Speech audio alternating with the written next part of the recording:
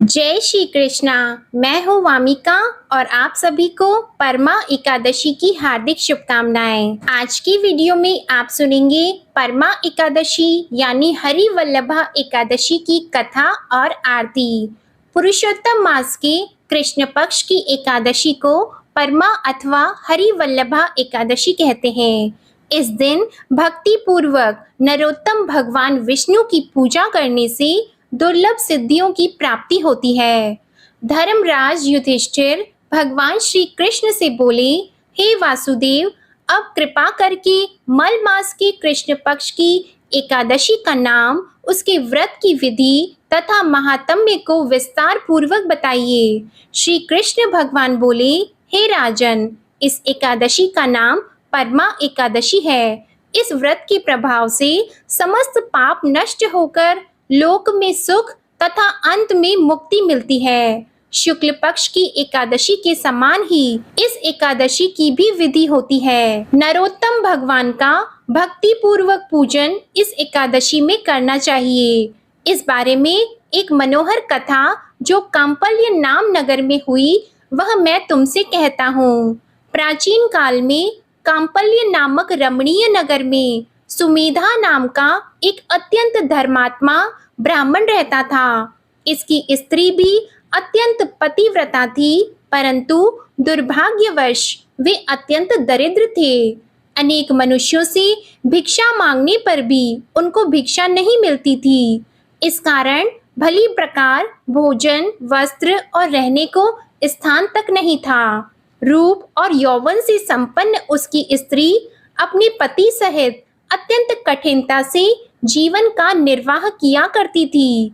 कई कई दिनों तक भी उपवास करना पड़ता था, परंतु उसकी पतिव्रता स्त्री स्वयं भूखी रहकर भी अतिथि सत्कार अवश्य करती और अपने मुख पर कभी मलिनता तक नहीं आने देती। साथ ही अपने पति से कभी किसी वस्तु की याचना तक नहीं करती। भूख और गरीबी के कारण उसका शरीर दिन प्रतिदिन दुर्बल होता जा रहा था। अपनी स्त्री के दुर्बल शरीर एवं घर में अन्न का अभाव देखकर सुमेधा ब्राह्मण एक दिन अपनी स्त्री से कहने लगा, हे प्रिय, यदि मैं किसी श्रेष्ठ मनुष्य से धन मांगता हूँ तो मुझको कोई कुछ नहीं देता। मैं क्या करूँ और कहाँ जाऊँ? बिना धन के घर के कार्य सिद्ध नहीं होते, अतः मुझको विदेश जाने की आज्ञा दो, जिससे मैं कुछ धन प्राप्त कर सकूं। मुझे कुछ प्रयत्न तो करना ही चाहिए,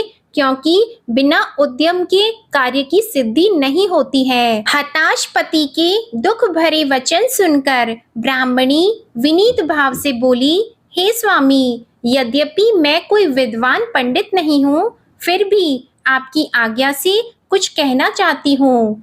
पूर्व जन्म में जो मनुष्य विद्या, धन और भूमि दान करते हैं, उन्हें ही इस जन्म में विद्या, धन और भूमि मिलती है। यदि कोई पूर्व जन्म में दान नहीं करता तो भगवान उसे केवल अन्न ही देते हैं। मैं आपका वियोग नहीं सह सकती। पति रहित स्त्री की संसार में माता, पिता, भ्राता, श्वशुर तथा संबंधी आदि सभी निंदा करते हैं, इसलिए आपको यहीं पर रहना चाहिए।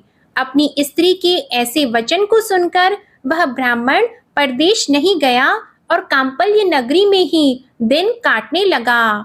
कुछ समय के पश्चात कौंडिन्य मुनि कांपल्य नगरी में पधारे। उनको आते देखकर सुमेधा तथा उसकी पत्नी ने ऋषि कौंडिन्य को प्रणाम किया और कहा, हम आज धन्य हैं। आज हमारा जीवन आपके दर्शन मात्र से ही सफल हुआ है। तथा उनको अपने घर लाकर आसन तथा भोजन कराया। भोजन के पश्चात उस पतिव्रता स्त्री ने मुनि से पूछा, हे मुनि, आप मुझे दरिद्रता का नाश करने का कोई उपाय बताइए। मैंने अपने पति को परदेश में धन कमाने जाने से रोका है। मेरे भाग्य से आप आ गए हैं। मुझे पूर्ण विश्वास है कि अब हमारी दरिद्रता दूर हो जाएगी।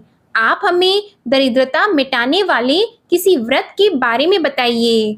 कौंडिन्य ऋषि को ब्राह्मण दंपति पर दया आ गई और वे बोले, हे देवी, मल मास के कृष्ण पक्ष की परमा एकादशी के व्रत से समस्त पाप, दुख और दरिद्रता आदि नष्ट हो जाते हैं। जो मनुष्य इसका व्रत करता है वह धनवान हो जाता है। इस व्रत में नृत्य, गायन और भजन कीर्तन सहित रात्रि को जागरण करना चाहिए।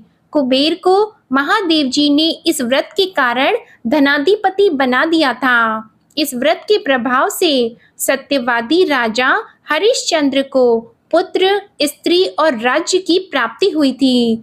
तत्पश्चात मुनि ने उसको एकादशी के व्रत की समस्त विधि बताई। मुनि ने व्रत का विधान बताने के बाद कहा, हे ब्राह्मणी, पंचरात्रि व्रत इससे भी अधिक उत्तम है। परमा एकादशी के दिन प्रातःकाल नित्य कर्म से निवृत्त होकर विधि पूर्वक पंचरात्रि व्रत आरंभ किया जाता है। जो मनुष्य पंचरात्रि तक निर्जल व्रत करते हैं वे अपने माता पिता और स्त्री सहित स्वर्ग लोक को जाते हैं। जो 5 दिन तक संध्या को केवल एक समय भोजन करते हैं वे स्वर्ग को जाते हैं। जो मनुष्य स्नान करके 5 दिन ब्राह्मणों को भोजन कराते हैं उन्हें समस्त संसार को भोजन कराने का फल प्राप्त होता है। इस व्रत में जो घोड़े का दान करता है उन्हें तीनों लोक दान करने का फल मिलता है। जो मनुष्य उत्तम ब्राह्मण को तिल सहित दान करते हैं वे तिल की संख्या के बराबर विष्णु लोक में रहते हैं। जो घी का पात्र दान करते हैं वे सूर्य लोक को जाते हैं। जो 5 दिन तक ब्रह्मचर्य पूर्वक रहते हैं वे देवांगनाओं के साथ स्वर्ग में भोग करते हैं। हे पवित्री, तुम अपने पति के साथ इस व्रत को करो। इससे तुम्हें पर्याप्त धन और सिद्धि प्राप्त होगी और अंत में पति सहित स्वर्ग को जाओगी। कौंडिन्य मुनि के कहे अनुसार ब्राह्मण दंपति ने 5 दिन परमा एकादशी का व्रत किया। व्रत समाप्त होने पर उसने देखा कि एक राजकुमार अपने सेवकों के सहित उसके सामने खड़े हैं। राजकुमार ने ब्रह्मा की प्रेरणा से एक सुंदर नवीन मकान जो कि सब वस्तुओं से सुसज्जित हुआ था उन्हें रहने के लिए दे दिया। साथ ही राजकुमार आजीविका के लिए एक गांव देकर अपने महल को चले गए। वे दोनों इस व्रत के प्रभाव से अपनी संतानों सहित अनंत सुख भोग कर अंत में स्वर्ग लोक को प्राप्त हुए। जो मनुष्य परमा एकादशी का व्रत करता है उसे समस्त तीर्थों में दान आदि का फल मिलता है। जिस प्रकार संसार में 2 पैरों वालों में ब्राह्मण, 4 पैरों वालों में गौ, देवताओं में इंद्र राज श्रेष्ठ हैं, उसी प्रकार महीनों में अधिक मास उत्तम है। इस महीने में पंचरात्रि व्रत अत्यंत पुण्य देने वाला होता है। इस महीने में पद्मिनी और परमा दोनों ही एकादशियां श्रेष्ठ होती हैं। उनके व्रत से समस्त पाप क्षीण हो जाते हैं। दुर्बल मनुष्य को भी कम से कम एक व्रत अवश्य करना चाहिए। यह मनुष्य योनि बड़ी पुण्यों से मिलती है, इसलिए मनुष्य को सभी एकादशियों के व्रत अवश्य ही करने चाहिए। इस संवाद का उपसंहार करते हुए भगवान श्री कृष्ण ने कहा, हे धर्मराज युधिष्ठिर, जो आपने मुझसे पूछा था सो मैंने आपको बताया है। अब आप इसका व्रत भक्ति पूर्वक कीजिए। जो मनुष्य अधिक मास यानी मल मास की एकादशी तथा शिवरात्रि का व्रत करते हैं वे स्वर्ग में इंद्र के समान भोगों को भोगते हुए तीनों लोकों में वंदित होकर विष्णु लोक को प्राप्त होते हैं। प्रेम से बोलिए माता लक्ष्मी और भगवान विष्णु की जय, माता पार्वती और भगवान शंकर की जय। कथा के बाद अब आप आरती श्रवण कीजिए। ओम जय एकादशी माता, मैया जय एकादशी माता।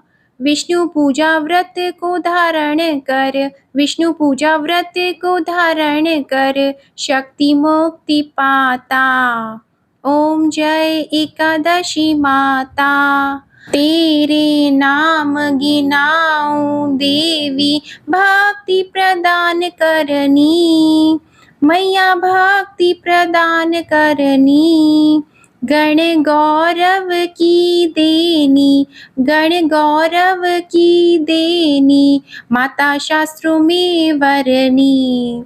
ओम जय एकादशी माता। मार्गशीर्ष की कृष्ण पक्ष की उत्पन्ना विश्व तारिणी जन्मी, मैया उत्पन्ना विश्व तारिणी जन्मी। शुक्ल पक्ष में हुई मोक्षदा मुक्तिदाता बन आई। ओम जय एकादशी माता। पौष के कृष्ण पक्ष की सफला नामक है, सफला नामक है।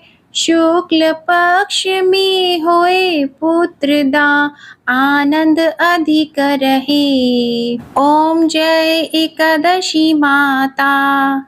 नाम षटतिला माघ मास में कृष्ण पक्ष आवे, मैया कृष्ण पक्ष आवे। शुक्ल पक्ष में जया कहावे, शुक्ल पक्ष में जया कहावे, विजय सदा पावे।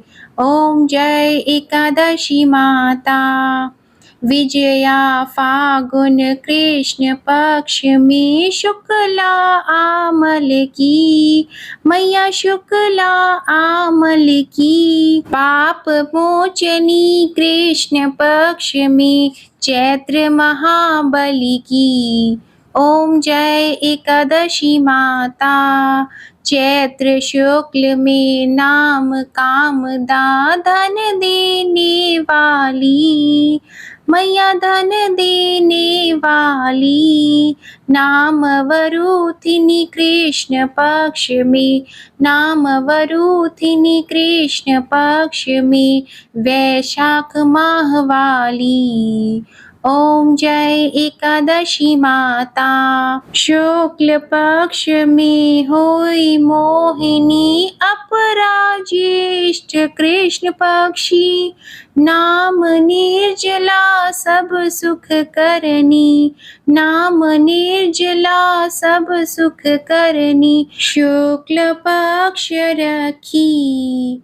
ओम जय एकादशी माता। योगिनी नाम आषाढ़ में जानो कृष्ण पक्ष करनी। देव शयनी नाम कहायो शुक्ल पक्ष धरनी। ओम जय एकादशी माता। कामिका श्रावण मास में आवे कृष्ण पक्ष कहिए। श्रावण शुक्ला होए पवित्रा आनंद से रहिए। ओम जय एकादशी माता। अजा भाद्रपद कृष्ण पक्ष की परिवर्तिनी शुक्ला। इंद्रा आश्विन कृष्ण पक्ष में, इंद्र आश्विन कृष्ण पक्ष में व्रत से भवसागर निकला। ओम जय एकादशी माता।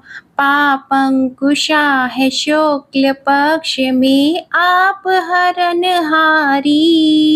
रमा मास कार्तिक में आवे सुखदायक भारी। ओम जय एकादशी माता। देवोत्थानी शुक्ल पक्ष की दुख नाशक मैया, मैया दुख नाशक मैया। पावन मास में करूं विनती, पावन मास में करूं विनती, पार करो नैया। ओम जय एकादशी माता। परमा कृष्ण पक्ष में होती जन मंगल करनी, मैया जन मंगल करनी। शुक्ल मास में होए पद्मिनी, शुक्ल मास में होए पद्मिनी, दुख दारिद्र हरनी।